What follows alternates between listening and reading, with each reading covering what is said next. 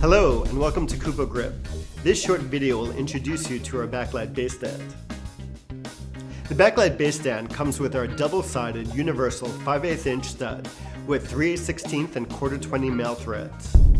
To open the base, just fan the legs open until they stop at their fixed positions.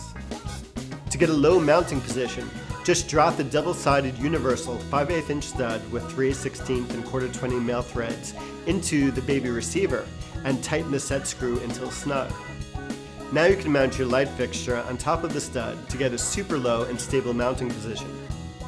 Alternatively, you can screw the same stud into the 3/16 female hole located in one of the legs to get an even lower mounting position. This also comes in handy for stud storage.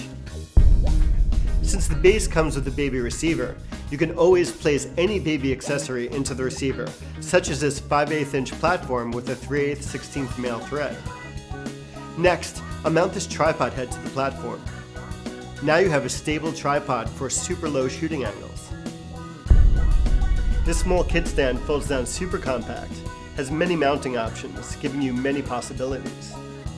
Well, that's a wrap. Thanks for watching. When it comes to your vision and your grip equipment, at Kupo, we like to say, never let go.